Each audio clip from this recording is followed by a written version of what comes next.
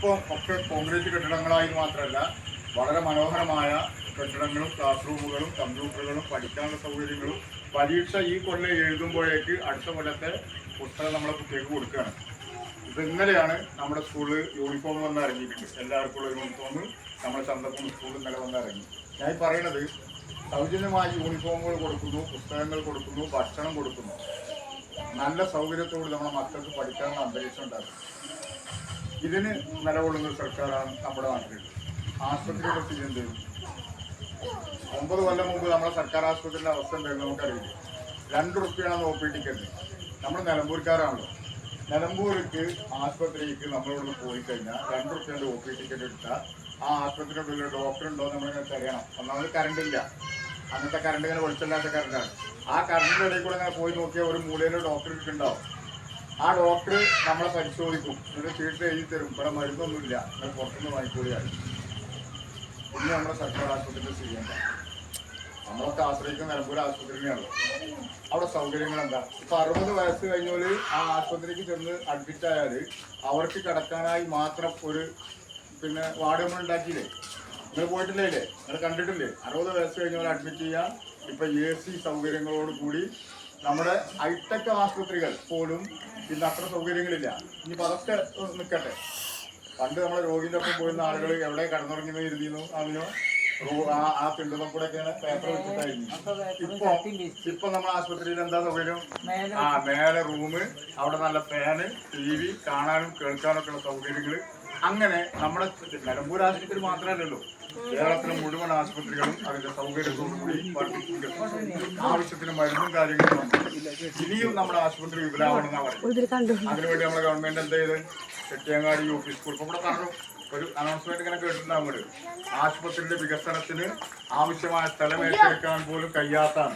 ആരായും തടസ്സം നിന്ന് നമ്മുടെ മുനിസിപ്പാലിറ്റി ചെട്ടിയങ്ങാടി LP സ്കൂളിനെ ആ സ്ഥലം എടുക്കാനും ഈ സ്കൂള് വീട്ടിൽ കുട്ടി സ്കൂളിനോട് ചേർന്ന് കൊണ്ടുപോകാനും ഈ കുട്ടികളെ മുഴുവൻ നമ്മൾ ബസ് ഏൽപ്പിച്ച് സ്കൂൾ ബസ് ഉണ്ടാക്കി ആ കുട്ടികളെ അവിടെ എത്തിച്ചോളാന്ന് പറഞ്ഞപ്പോൾ ആരാ എതിർത്തത്?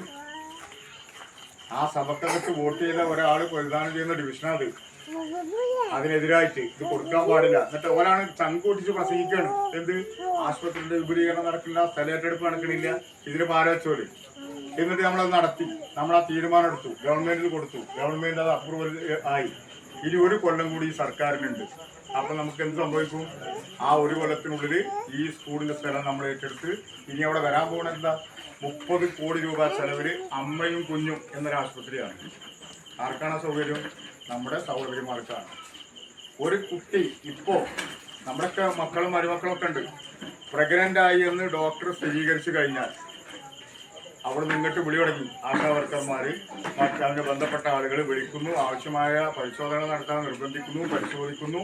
ഇനി ഹോസ്പിറ്റലിൽ പോയി പ്രസവിച്ച് കഴിഞ്ഞാൽ വീട്ടിലേക്ക് വരുന്നവരെ ആരാ നോക്കുന്നത്? സർക്കാരാണ് നോക്കുന്നത്. വീട്ടിലേക്ക് വരുന്നത് നമുക്ക് വണ്ടിക്ക് കൂടിയാണ്. അപ്പം ഞാൻ ചെയ്തത് 1 വട്ടം ഈ പൈസ കിട്ടുള്ളതായിരിക്കും. ഡിസ്ചാർജ് ചെയ്ത് പോകുന്നു, അതിൽ കുട്ടിക്ക് മഞ്ഞാണ്, എന്നാൽ അങ്ങോട്ട് കൊണ്ടുപോവുകയാണ്, ആണ് കൊണ്ടുപോയി ആ മഞ്ഞൊക്കെ അവിടെ അഡ്മിറ്റ് ചെയ്തു. 10 ദിവസം കഴിഞ്ഞാൽ പിന്നെ ഡിസ്ചാർജ് ചെയ്ത് പോകുന്നത്. അപ്പോഴും കാറാണ്. അപ്പോഴും പൈസ ആരാ കൊടുക്കുന്നത്? സർക്കാരാണ് കൊടുക്കുന്നത്. നമുക്ക് തന്നെ വേണ്ടത്. നമുക്കൊരു കുടുംബം വലുതായിട്ടോ അല്ലെങ്കിൽ ഒരു മുതലാളി ഉണ്ടായിട്ടോ നമുക്ക് കാര്യമുണ്ടോ? ഒരു സർക്കാർ നമുക്ക് വേണ്ടി എന്ത് ചെയ്യണമെന്നാണ്. ഇനി പെൻഷൻ, നമ്മളൊക്കെ ഇതിൽ പെൻഷൻ വാങ്ങുന്നവരുണ്ടാവും, അതിൽ പെൻഷൻ്റെ ആളുകളുടെ വീട്ടിലുള്ള ആളുകൾ ഇവിടെ ഉണ്ടാവും. 1600 രൂപ പെൻഷൻ്റെ ആരായി പെൻഷൻ കൊടുക്കുന്നത്? ഇപ്പൊ പച്ച നുണ പറഞ്ഞുകൊണ്ടിരിക്കുകയാണ് അവിടെ. 1200 രൂപ ഞങ്ങൾ കൊടുക്കുന്നത് ആയിട്ടതാണ്. ഇവർ കേട്ട കേൾവിയല്ലല്ലോ. ഇവരത്ര കൂടി വെച്ചു ഇത്ര കൂടി വെച്ചിട്ട് പലവട്ടം കേട്ടതാണ്. ഇപ്പം അതിലെ ഇരകളായ ആളുകൾക്ക് കൃത്യമായി ബോധ്യമായി. കലക്ടർ നേരിട്ട് അവരോട് പറഞ്ഞു 23-ാം തീയതി കഴിഞ്ഞാൽ പെരുമാറ്റച്ചട്ടം മാറും. അത് മാറിയാലോ ഈ പണം കിട്ടുന്നതിന് ആവശ്യമായ തീരുമാനം നിങ്ങളുടെ അക്കൗണ്ടിലേക്ക് വരുന്ന തീരുമാനം ഉണ്ടാവും. ഞാൻ പറഞ്ഞു വരുന്നത്, അവർ ചെയ്യാത്ത കാര്യങ്ങൾ, അവർ നടപ്പാക്കാതെ പോയ കാര്യങ്ങൾ നമ്മൾ നടപ്പാക്കുമ്പോൾ ഇപ്പോൾ വലിയ പ്രയാസത്തിലാണ് നമ്മൾ. അപ്പം അങ്ങനെ നമ്മൾ ജനങ്ങൾക്ക് വേണ്ടി ജനങ്ങളുടെ കൂടെ നിന്ന് പ്രവർത്തിക്കുന്ന ഒരു മുന്നണിയും പ്രസ്ഥാനമാണ് എന്നുള്ളത് നിങ്ങളുടെ ജീവിതാനുഭവത്തിൽ നിങ്ങൾ മനസ്സിലാക്കുക. നമ്മൾ വേറൊന്നും പറയുന്നില്ല. അങ്ങനെ നിങ്ങൾക്ക് ബോധ്യം ഇല്ലെങ്കിൽ അതൊന്നും നിങ്ങൾ പറയണമെന്നും ശരിയല്ല എന്നാണ് നിങ്ങളുടെ കാഴ്ചപ്പാടെങ്കിൽ നിങ്ങൾക്ക് ഉചിതമായ തീരുമാനം എടുക്കാം. അല്ല, ഈ പറഞ്ഞ കാര്യങ്ങൾ നിങ്ങൾ ചിന്തിക്കുക. ഇങ്ങനെയൊക്കെ തന്നെയാണ് നമ്മുടെ നാട്. കറണ്ടില്ലാത്തൊരു നാട്, വെള്ളമില്ലാത്തൊരു നാട്. ഉദാഹരണത്തിന് വെള്ളം എത്ര ദിവസം കിട്ടിയിരുന്നു? അമിനോ ഇപ്പൊ വെള്ളം എങ്ങനെ കിട്ടുന്നത്? അല്ല വെള്ളപ്പോ അത്യാവശ്യമായല്ലോ.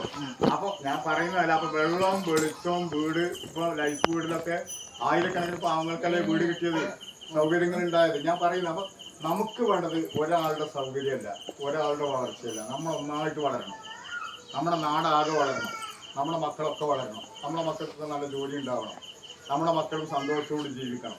അതിന് സമാധാനപരമായ ഒരു അന്തരീക്ഷം നമ്മുടെ നാട്ടിലുണ്ടാവണം. അതിന് ഇടതുപക്ഷ ജനാധിപത്യ മുന്നണിയെ സഹായിക്കണം. സ്വരാജാണ് സ്ഥാനമാണ്. ഞാൻ പറഞ്ഞു തരണ്ട, ഈ ചെറുപ്പക്കാരൊക്കെയിടയിൽ നിങ്ങളുടെ കയ്യിലൊക്കെ ഉള്ളത് ആൻഡ്രോയിഡ് ഫോണുകളാണ്.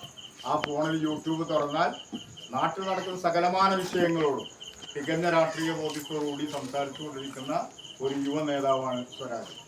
ഏത് വിഷയത്തോടും തികഞ്ഞ അറിവോടുകൂടി, അല്ല എന്തെങ്കിലും പറയുന്നില്ല, തികഞ്ഞ അറിവോടുകൂടി ഈ സമൂഹത്തോട് രാഷ്ട്രീയ സംവാദം നടത്തുമ്പോൾ ആ തികഞ്ഞ അറിവിൽ നമ്മുടെ നാടിന്റെ വികസനം കൂടി വരുന്ന ഒരു സാഹചര്യം നമുക്ക് ഉണ്ടാവണം. അപ്പൊ അതിന് സ്വരാജിനെ നിങ്ങൾ വിജയിപ്പിക്കണം.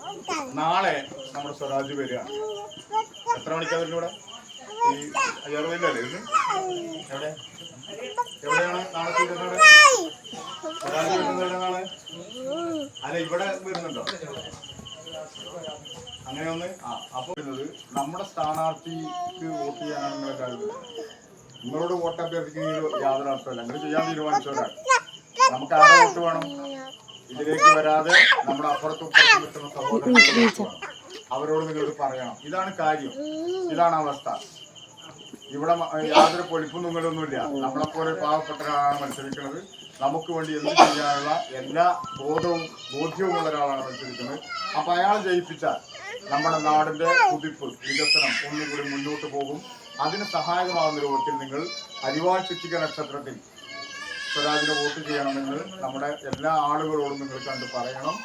ഈ പ്രദേശത്തെ വൃന്ദാവനം പ്രദേശത്ത് ഇടതുപക്ഷ ജനാധിപത്യ മുന്നണിക്ക് കഴിഞ്ഞ എല്ലാ തെരഞ്ഞെടുപ്പുകളിലും നല്ല മുന്നേറ്റം ഉണ്ടായ പ്രദേശമാണ്.